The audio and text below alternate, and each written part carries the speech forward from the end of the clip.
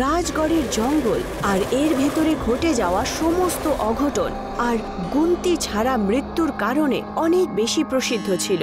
সাধারণ মানুষ তো দূরের কথা, ফরেস্ট অফিসারও ওখানে যাওয়ার জন্য ভয় পেত। যেই ব্যক্তিরই ওই জঙ্গলের ডিউটি পড়ত সে আগের থেকেই চাকরি ছেড়ে দিত। কিন্তু রাজবীর এরকম ছিল না। যখন ওর ডিউটি রাজগড়ের জঙ্গলে লাগলো তখন ও ভয় ছাড়াই ওখানে পৌঁছলো আর নিজের বন্ধু মায়াঙ্ককেও নিজের সাথে নিয়ে গেল। আজ ওর পুলিশ স্টেশনে প্রথম দিন ছিল আর অন্ধকার হতেই চলেছিল। চলুন স্যার, আমরা তাহলে বেরোই, থানা বন্ধ করার সময় হয়ে গেছে।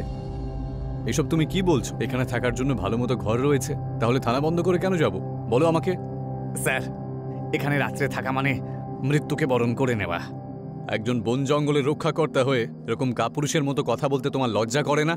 স্যার, আমাদের এখানে কোনো জন্তু জানোয়ারের জন্য বিপদ নেই। এখানে ভূত পেতনির ব্যাপার রয়েছে যে এখানে আত্মারা ঘুরে বেড়ায়। এখানে আসার আগেও আমি সেসব কথা শুনেছি। এই সব কিছু বাজে কথা। আমরা এখানেই থাকবো আর এটাই হলো আমার ফাইনাল ডিসিশন। যদি এটা আপনার অর্ডার হয় তাহলে আমি এখানে থেকেই যাচ্ছি।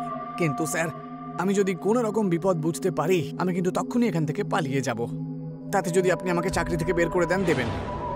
রাজবীর আর করণ একটাই রুমে থাকলো আর মায়াঙ্ক অন্য রুমে ছিল। রাজবীরের ঘুম পাচ্ছিল না। ও ওখানেই রাখা একটা বই বার করলো আর সেটা জানলার কাছে বসে পড়তে শুরু করলো।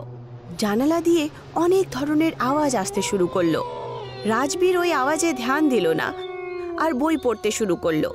কিন্তু কিছুক্ষণ পর তার কানে ঘুঙরুর ছান ছান আওয়াজ আসতে শুরু করলো।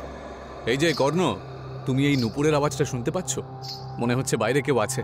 স্যার, আপনি এই আওয়াজে একদম কান দেবেন না। রাতের বেলায় এরকম আওয়াজ আসতেই থাকে। রাজবীর জানালার বাইরে দেখতে লাগে। ও দেখতে পায় যে কাঁচা রাস্তায় একটা মেয়ে হাঁটছিল। বাইরে একটা মেয়ে রয়েছে, চলো গিয়ে দেখে আসি ওকে। স্যার, এই জঙ্গলে এত রাত্রে একটা মেয়ে কেন আসতে যাবে একবার বলুন তো? আরে ও তো কোনো আত্মা টাত্মাও হতে পারে। আমি বলেছি না এসব আত্মা টাত্মা কিছু হয় না। নাও এবার তাড়াতাড়ি ওঠো। করণ না চাওয়া সত্ত্বেও তার সাথেই গেল। করণ রাজবীরকে বলল যে ও কোনো আওয়াজ শুনতে পাচ্ছে না। কিন্তু রাজবীরের মনে হলো করণ হয়তো ভয়ের কারণে এসব বলছে। আর ও বিনা দাঁড়িয়ে ওই আওয়াজের পিছু নেয়। ওই আওয়াজের পিছু করতে করতে ওরা এখন একটা জায়গায় পৌঁছায়। সেখানে ওরা একটা টিলা দেখতে পায় আর নিচে যাওয়ার পর ওরা দেখতে পেল যে ওখানে একটা পুকুর আছে। ওই পুকুরের কাছেই রাজবীর আবার সেই মেয়েটাকে দেখতে পায়। ওই দেখো, ওখানে দাঁড়িয়ে আছে। রাজবীর তক্ষুনি ওই মেয়েটার দিকে এগোতে শুরু করে। ওখানকার মাটি একটু ভেজা ছিল আর ওখানে ঝোপঝাড়ও ছিল। ওর পা মাটিতে কাঁদায় আটকে গেল। আমি পাটা তুলে দিচ্ছি, আপনি নড়বেন না। করণ তার পা বার করার চেষ্টা করে, কিন্তু ওখানকার ভেজা মাটিতে ফিসলে সে নিচে পড়ে গেল আর ও পড়তে পড়তে পুকুরের দিকে পৌঁছে গেল। করণ খুব জোরে ওখানে পড়তে শুরু করলো আর ওখানেও অনেকগুলো গাছ আর ঝোপঝাড় ছিল, যার কারণে রাজবীর ওকে দেখতে পাচ্ছিল না। করণের অনেক আঘাত লেগেছিল। ও নিজেকে সামলে সামলে দাঁড়িয়ে পড়ল। এই লোকটা না নিজে তো বিপদের কাছে যেতে ভালোবাসে, সঙ্গে সঙ্গে আমাকেও নিয়ে গেল।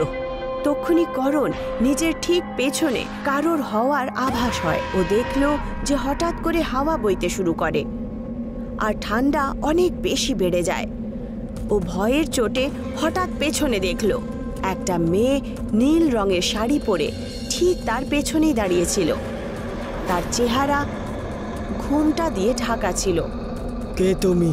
মেয়েটা কিছুই বলে না। তক্ষুনি একটা ঝড়ো হাওয়া আসে আর তার মাথা থেকে ঘুমটা সরে যায়। মেয়েটার চেহারা পুরোপুরিভাবে পুড়ে গেছিল। চোখ লাল লাল চমকাচ্ছিল। তার ভয়ঙ্কর চেহারা দেখে করণ যেন খুব বেশি ভয় পেয়ে গেল আর তার শ্বাস আটকাতে শুরু করলো।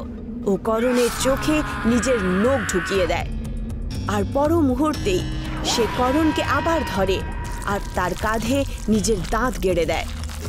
আর তারপরেই সে তার নখ দিয়ে ওর পেটে আঘাত করতে শুরু করে আর তার সমস্ত মাংস চেটে পুটে খেতে শুরু করে। আর ততক্ষণে রাজবীরও তার পা বের করে ফেলল ওই কাঁদা থেকে। ও টিলা থেকে আস্তে আস্তে নিচে নামছিল আর ও পুকুরের দিকে সেই মেয়েটাকেই দেখতে পেল। ওই মেয়েটি পুকুরে একটা পা রেখেছিল। তক্ষুনি রাজবীর তার হাত ধরে ফেলে। রাজবীর ওই মেয়েটিকে দেখতে পায়। সে তার সৌন্দর্য আর শরীরের গঠন দেখে মোহিত হতে লাগলো, কিন্তু পর মুহূর্তেই ও নিজের ভাবনাকে কাবু করলো আর আবার তাকে জিজ্ঞাসা করলো, কে তুমি, আর এই সময় তুমি এখানে কি করছো? আমার নাম নিহারিকা। এখানে পুকুরে মরার জন্য এসেছিলাম।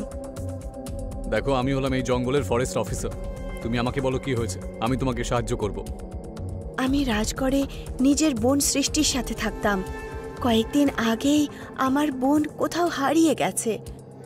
ঠাকুর সাহেবের ছোট ভাইয়ের আমার বোনের সাথে প্রেম ছিল। আমি ওকে খুঁজতে খুঁজতে ওখানে পৌঁছলাম। তখন ও আমাকে অনেক খারাপ কথা শুনে তাড়িয়ে দিল। তখন থেকে ঠাকুর সাহেবের লোকেরা আমার বেঁচে থাকা মুশকিল করে ফেলেছে। পুরো গ্রামে এই কথা ছড়িয়ে দিয়েছে যে আমার বোন কারোর সাথে পালিয়ে গেছে। আর তারপর গ্রামবাসীরাও আমার উপরে নজর রাখা শুরু করে দিয়েছে। আর এই পরিস্থিতিতে আমি কি করতে পারি বলুন? তুমি চলো আমার সাথে, আমি তোমার বোনকে খুঁজতে তোমাকে সাহায্য করব। আমি বললে পরে পুলিশ তদন্ত অবশ্যই শুরু করবে, তাই এই মরার পরিকল্পনা তুমি বাদ দাও। পুলিশের কথা শুনে ও চুপচাপ তার সাথে চলে যায়। যখন রাজবীর পুলিশ স্টেশনে পৌঁছায় তখন মায়াঙ্ক দরজায় দাঁড়িয়ে তার জন্য অপেক্ষা করছিল। রাজবীরের সাথে নিহারিকাকে দেখে সেও তার সৌন্দর্য দেখে হারিয়ে যায়। তুই বাইরে কি করছিস? কোথায় চলে গেছিলি তুই? আরে অফিসার, আমি তোকে কেন বিরক্ত করতাম? তুই ঘুমোচ্ছিলি বলে তোকে ডাকিনি। এটা কে? এখন ভেতরে চল, তারপরে বলছি। এটা বলে ওরা তিনজন ভেতরে যায়। রাজবীর নিহারিকাকে একটা রুমে দাঁড় করিয়ে দেয় আর মায়াঙ্ককে তার ব্যাপারে সবকিছু জানায়। এ তো বড্ড অদ্ভুত কাহিনী। এ আবার কোনো ডাইনি টাইনি নয়তো? আরে তুইও আবার এসব বাজে বাজে বকছিস। আরে ও যদি কোনো ডাইনি হতো তাহলে আমি তোর সামনে জীবিত দাঁড়িয়ে থাকতে পারতাম না। আরে কর্ণ কোথায়? ও তো নিজের ঘরে নেই। ও খুবই ভয় পেয়ে গেছিল। মনে হয় ও যেমন বলেছিল তেমনটাই করেছে, পালিয়ে গেছে ও। আমার মনে হয় ও একদম সকালেই আসবে। আচ্ছা ঠিক আছে, এবার দুজন একটু ঘুমিয়ে নি। আর এরপর থেকে আমাকে একা ছেড়ে তুই কোনোদিন যাবি না। ওরা দুজন একটা রুমে গিয়ে ঘুমিয়ে পড়ে। কিছুক্ষণ পর তারা অনেকগুলো কুকুরের ডাক শুনতে পায়। আরে ধুর বাবা, এই কুকুরগুলোকে এখনই চিৎকার করতে হলো। আচ্ছা আমি গিয়ে দেখে আসছি, তুই দাঁড়া, আমিও যাবো তোর সাথে। আর দুজনই রুম থেকে বাইরে বেরিয়ে আসে। তারপর তারা যায় নিহারিকার রুমের দিকে, যার দরজা খোলা ছিল। আর ও সেই রুমে ছিলই না। দুজনই বাইরে বেরিয়ে আসে আর ওখানে একটা অদ্ভুত রকমের দুর্গন্ধ আসছিল। দুজনেই কাছে গিয়ে দেখলো, তখন তারা খুব বেশি ভয় পেয়ে যায়। ওখানে মাটিতে একটা লাশের অনেকগুলো টুকরো পড়েছিল আর তার জামা কাপড় দেখে বোঝা যাচ্ছিল যে সেই লাশটা করণের ছিল। কর্ণের লাশ এখানে পড়ে রয়েছে, তাও এতটা ভয়ঙ্কর অবস্থায়। আর নিহারিকাও এখান থেকে উধাও। নিহারিকা আবার সত্যি সত্যি। তখনই তার কাঁধে পেছন থেকে কেউ যেন হাত রাখলো আর সে অনেক বেশি ভয় পেয়ে যায়। করণকে যেই ভূতনি মেরেছিল সে কে? নিহারিকার সত্যিটাই বা কি? আর যেই লোকটা এখন রাজবীরের কাঁধে হাত রেখেছিল সেই বা কে? জানার জন্য দেখুন এই কাহিনীর পরবর্তী অংশ শীঘ্রই।